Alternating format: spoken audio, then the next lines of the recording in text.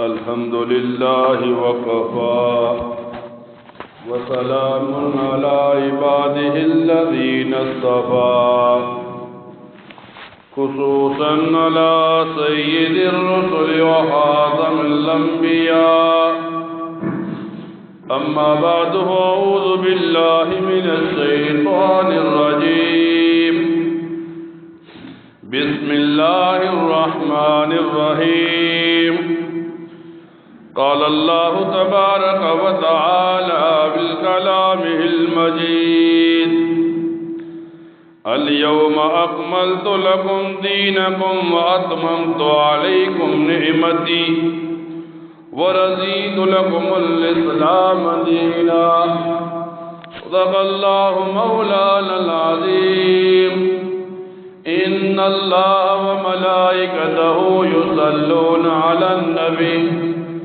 يا أيها الذين آمنوا صلوا عليه وسلموا تسليما اللهم صل على محمد وعلى آل محمد كما صليت على إبراهيم وعلى آل إبراهيم إنك حميد مجيد اللهم بارك على محمد وعلى آل محمد كما باركت على إبراهيم وعلى آل إبراهيم إنك حميد مجيد قرآن کریم کی ایک آیت مبارکہ کا ایک حصہ تلاوت کیا۔ اللہ تعالیٰ قرآن کریم کے اس حصہ مبارکہ میں ارشاد فرماتے ہیں کہ ہم نے تمہارے لیے دین کی اس نعمت کو پورا کر دیا۔ انسان دنیا کے اندر نظر دوڑاتا ہے اور دنیا کے اندر جب ایک آدمی دیکھتا ہے جب سے دنیا بنی ہے ایک فتنہ کھڑا ہوتا ہے، پھر فتنے کا مقابلہ کرنے کے لیے اللہ تعالیٰ کسی چھوٹی سی چیز کو بھیج دیتا ہے۔ قرآن کریم کا جب بندہ مطالعہ کرتا ہے، تفاسیر کو پڑھتا ہے، سیرت کی کتابوں کو جب بندہ پڑھتا ہے تو یہ مثالیں نظر آتی ہیں۔ فتنہ جتنا بڑا ہوتا ہے مقابلے میں اللہ تعالیٰ اتنا ہی چھوٹا بھیجتا ہے۔ مثال کے طور پر فرعون ایک پوری دنیا کا بادشاہ ہے، مقابلے میں موسیٰ علیہ السلام چھوٹے سے بچے کو بھیج دیا جو پانی میں صندوق میں پڑا ہے، زندگی اور موت کے ساتھ کھیل رہا ہے۔ پھر اسی طرح نمرود کا تذکرہ آیا، اتنا بڑا بادشاہ ہے، ایک مچھر کی وجہ سے عبرت کا نشان بنا۔ تو دنیا میں جب بھی کوئی فتنہ کھڑا ہوتا ہے تو اللہ تعالیٰ فتنے کے مقابلے میں کسی چیز کو کھڑا کر دیتے ہیں جو لوگوں کے ذہن بھی تسلیم نہیں کرتے، لوگوں کے ذہن میں بھی نہیں آتا۔ پھر جب نبی علیہ السلام کے زمانے سے یہ امت دور ہوتی جا رہی ہے تو اس امت کے سامنے روزانہ ایک نیا فتنہ کھڑا ہو جاتا ہے۔ قرآن کریم میں ایک سورت ہے سورہ کاف اسے کہتے ہیں۔ سورہ کاف کے اندر چند نوجوانوں کا تذکرہ آتا ہے کہ چند نوجوان اکٹھے ہوئے، اس وقت کے پیغمبر پر ایمان لایا۔ بادشاہ ظالم بھی تھا، کافر بھی تھا۔ یہ نوجوان ایک غار میں چھپ گئے، پھر یہ وہاں پر سو گئے۔ اللہ تعالیٰ نے پھر بیدار کر کے بھیجا۔ اتنا وقت گزر گیا کہ ساری دنیا کا نظام تبدیل ہو گیا۔ پہلا بادشاہ مر گیا، دوسرا اس کی جگہ بیٹھ گیا۔ اب یہ غار ان کے ایمان کا محافظ بن گیا۔ تو اس غار کا تذکرہ اللہ تعالیٰ نے قرآن کریم میں رکھ دیا اور اس غار کو کاف کا نام دے دیا گیا۔ جب بندہ لغت کی کتابوں کو اٹھاتا ہے، کاف کے بارے میں پڑھتا ہے، تو کاف کہتے ہیں کسی چیز کے مقابلے میں ڈھال بننا۔ پھر مثال یوں دیتے ہیں، ایک آدمی دوسرے کو پتھر مارتا ہے، وہ آدمی دیوار کے پیچھے ہو جاتا ہے تو دیوار کو کاف کہیں گے۔ وہ کسی چیز سے اس پتھر کو روکتا ہے، اس چیز کو کاف کہیں گے۔ قرآن کریم میں جب سورہ کاف کا تذکرہ ہوا، علماء نے تحقیق کی، مفسرین نے لکھا تو یوں بتایا، آج اس زمانے کے اندر جب مسلمانوں پر دن و رات فتنے آ رہے ہیں، نبی کریم صلی اللہ علیہ وسلم یوں فرماتے ہیں، قرب قیامت میں فتنے یوں اٹھیں گے کہ وہ فتنہ ہر بندے تک پہنچے گا۔ وہ بندہ کچے مکان میں ہوا تو فتنہ کچے مکان میں پہنچے گا، وہ آدمی پکے مکان میں ہوا تو پکے مکان میں فتنہ پہنچے گا۔ جب یہ فتنہ نمودار ہوگا تو ہر آدمی تک پہنچے گا۔ تو علماء لکھتے ہیں، آج جب ان فتنوں کو سامنے رہا گیا تو اللہ تعالیٰ نے اس امت کو 5 کاف دیے جن کی وجہ سے ایمان بچے گا۔ پھر علماء نے لکھا، سب سے بڑا کاف اس دنیا میں جس کی وجہ سے ایمان بچے گا وہ مکہ اور مدینہ ہے، کہ ایک آدمی مکے میں ہوگا، مکے کے اوپر اللہ تعالیٰ کے انوارات اترتے ہیں۔ ایک آدمی مدینہ میں ہوگا جہاں نبی کریم صلی اللہ علیہ وسلم کی ذات مطہرہ موجود ہے۔ فرمایا جب آدمی مکے یا مدینے میں ہوگا تو ایمان محفوظ رہے گا۔ اور پھر یہاں تک نبی علیہ السلام فرماتے ہیں کہ مکہ اور مدینہ میں دجال نہیں داخل ہو سکتا، یعنی سب سے بڑا کاف اس دنیا میں وہ مکہ اور مدینہ ہے۔ پھر بتایا ایک آدمی مکہ یا مدینہ نہیں جا سکتا، دوسرا بڑا کاف اس دنیا میں وہ مدارس ہیں۔ یہ مدارس دین کو ایک شخص سے لے کر دوسرے تک پہنچاتے ہیں۔ عالم نبی علیہ السلام کا وارث بن کر ان احادیث کو، قرآن کریم کی تفاسیر کو آگے دوسرے تک منتقل کرتا ہے۔ یعنی یہ مدارس ایمان کی، اسلام کے، شریعت کے چوکیدار ہیں، جو اسے کسی گندی چیز سے ناپاک نہیں ہونے دیتے، نہ دین میں کسی چیز کو داخل ہونا دیتے ہیں، نہ دین سے کسی چیز کو نکلنے دیتے ہیں۔ تو فرمایا دوسرا بڑا کاف اس دنیا میں وہ مدارس ہیں۔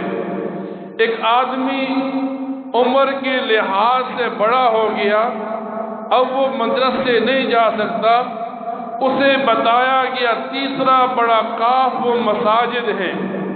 ایک آدمی کا تعلق جب مسجد کے ساتھ بن جاتا ہے، 5 وقت جب وہ مسجد کو آتا ہے، تکبیر اولیٰ کے ساتھ نماز پڑھنے کی کوشش کرتا ہے، پھر وہ مسائل کو سننے کی کوشش کرتا ہے، تو بتایا یہ تیسرا کاف مسجد اس کے ایمان کا محافظ بن جاتا ہے۔ اب فرماتے ہیں چوتھا کاف اس دنیا میں وہ خانقاہیں ہیں کہ ایک آدمی زیادہ گناہ کر لیتا ہے، پھر وہ کسی اللہ والے کے ساتھ تعلق جوڑنے کی کوشش کرتا ہے۔ آج جب خانقاہ کا نام لیا جائے، لوگوں کے ذہن میں یہ آتا ہے کوئی بھی پیر ہو تعلق بنا لیں گے۔ فرمایا علماء لکھتے ہیں خانقاہ میں بیٹھا ہوا پیر وہ ہو جس کی اپنی زندگی نبی کریم صلی اللہ علیہ وسلم کی زندگی کے مشابہ ہو، جس کا چہرہ نبی علیہ السلام کے چہرے کے مشابہ ہو، جو سنتوں پر عمل کرنے والا ہو، جو بدعات سے بچنے والا ہو، ایسی خانقاہ انسان کے، مسلمان کے ایمان کی محافظ ہے۔ اور سب سے بڑی اس دور کے اندر سب سے بڑا کام جو اس امت کو دیا گیا وہ تبلیغی جماعت کا دیا گیا۔ ایک آدمی مکہ مدینہ نہیں جا سکتا، ایک آدمی مدرسے کو نہیں جا سکتا، ایک آدمی کسی خانقاہ کو نہیں جا سکتا، تو اسے ایک راستہ دیا گیا، چل تو تبلیغی جماعت کے ساتھ چل۔ جب یہ آدمی تبلیغ والوں کے پاس صرف بیٹھتا ہے، یہ ان کے پاس سنتوں کو سیکھتا ہے۔ بوڑھے آدمی، عمر کے بڑے افراد نمازیں غلط پڑھتے رہتے ہیں، پھر 40 سال کے بعد وہ 3 دن کے لیے جماعت میں جاتے ہیں تو انہیں محسوس ہوتا ہے ان کی نماز میں کتنی غلطیاں تھیں، وہ جو کام کر رہی تھی وہ کتنے غلط تھے، وہ جو بدعات کو سنت سمجھ کر، ثواب سمجھ کر رہی تھے وہ کتنے غلط تھے۔ تو علماء نے لکھا اس دور کے اندر مشرق سے لے کر مغرب تک، شمال سے لے کر جنوب تک، دین کی سربلندی کے لیے تبلیغی جماعت ایک بہت بڑا کام اللہ نے اس امت کو دیا۔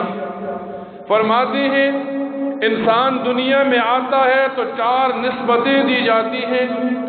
ایک نسبت جانداروں کی دی جاتی ہے کہ وہ آدمی دنیا میں آتا ہے، جاندار کھاتا ہے، یہ بھی کھانے میں لگ گیا، جاندار پیتا ہے، پہنتا ہے، یہ بھی پینے میں پہننے میں لگ گیا، جاندار گھر بناتا ہے، یہ بھی گھر بنانے میں لگ گیا۔ فرمایا یہ جانداروں کی سی زندگی گزارنے لگا۔ ایک آدمی دنیا میں آیا، اس نے اپنی جان، اپنا مال، اپنا وقت دین کے ساتھ لگا دیا، یہ فرشتوں کے ساتھ نسبت ہو گئی، جو کسی سے نہ پیسے لیتے ہیں، جو کسی سے نہ ہمت اور محنت لیتے ہیں، بلکہ ان کا کام ہوتا ہے اللہ کی رضا کے لیے ہماری جان، مال، وقت لگ جائے۔ فرمایا یہ فرشتوں کی نسبت بنا دی گئی۔ فرمایا تیسری صفت انسان کی اللہ کا نائب ہونا ہے کہ وہ دنیا میں لوگوں کو وہ کام کرے، بھوکا ہے تو کھانا کھلا دے، پیاسا ہے تو پانی پلا دے، یہ اللہ تعالی کی صفات اپنا کر یہ تیسری صفت خلیفہ بن گیا۔ اور چوتھی نسبت وہ نبی علیہ السلام کی نیابت ہے، لوگوں کو دین کی دعوت دینا، لوگوں کو نیکیوں کی طرف بلانا، لوگوں کو گناہوں سے منع کرنا۔ یہ نیابت کا کام اللہ تعالیٰ نے تبلیغ والوں کے حوالے کر دیا۔ جو آدمی جب تبلیغ والوں کے ساتھ لگتا ہے، ان کے ساتھ بیٹھتا ہے، وہ سنتیں زندہ کرنے کی کوشش کرتا ہے۔ اس وجہ سے ایسی جماعت کھڑی ہوئی جو چھوٹی چھوٹی سنتیں بتا کر، اس پر فضائل بتا کر لوگوں کو دین کی طرف لاتی ہے۔ ایک آدمی صرف جمعے کی نماز پڑھتا تھا، تبلیغ والوں کے ساتھ تعلق ہوا، اب یہ 5 وقت کا نمازی بن گیا، تبلیغ والوں کے ساتھ تعلق ہوا، یہ اللہ کی راہ میں نکلنے والا بن گیا، اپنا مال جان لگا کر لوگوں کو دین کی طرف بلانے والا بن گیا۔ آج جب یہ فتنوں کا دور کھڑا ہوا، آج امت جب فتنوں کے اندر ڈھلتی چلی جا رہی ہے، ایک امت میں فتنہ کھڑا ہوا کہ سعودی عرب جیسے پاک ملک میں تبلیغی جماعت پر پابندی لگ گئی۔ اب وہ لوگ جو دین کی دشمن ہیں، وہ لوگ جو بدعتی ہیں، وہ لوگ جو دین کے مخالف ہیں، وہ تو خوش نظر آتے ہیں، لیکن جن لوگوں کا ساری زندگی کا معمول تھا امت کا غم کرنا، جنہوں نے اپنا اوڑھنا بچھونا صرف لوگوں کو دین کی طرف لانے کے لیے لگا دیا، ان لوگوں کے دل بھی رو رہے ہیں، ان لوگوں کی آنکھیں بھی رو رہی ہیں کہ ایک پاک ملک میں ایک پاک کام پر پابندی لگانا یہ اس امت کا بڑا فتنہ ظاہر ہو گیا۔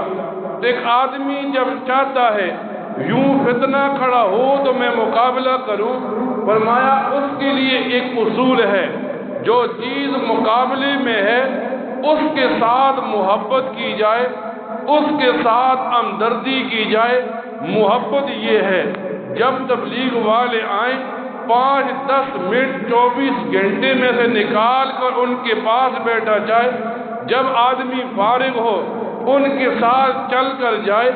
یہ ان کے پاس بیٹھنا، یہ ان کے ساتھ چلنا گویا ان کے ساتھ محبت کو ظاہر کرنا ہے، گویا ان کے ساتھ ہمدردی کرنا ہے، گویا ان کے ساتھ اپنا ہونا شمار کرنا ہے۔ اور حدیث مبارکہ میں آتا ہے نبی کریم صلی اللہ علیہ وسلم فرماتے ہیں دنیا میں آدمی جس کے ساتھ محبت کرے گا قیامت میں اس ہی کے ساتھ کھڑا ہوگا۔ اگر ہم تبلیغ والوں سے، دین والوں سے دنیا میں محبت کریں گے، کل قیامت کا دن ہوگا، اللہ ان لوگوں کے ساتھ ہمیں بھی لگا کر نجات والا بنا دے گا۔ اللہ تعالیٰ سے دعا کیا کریں اللہ تعالیٰ ان باتوں کو سننے کے بعد ان پر عمل کرنے کی توفیق عطا فرمائے۔ وآخر دعوانا الحمد للہ رب العالمین۔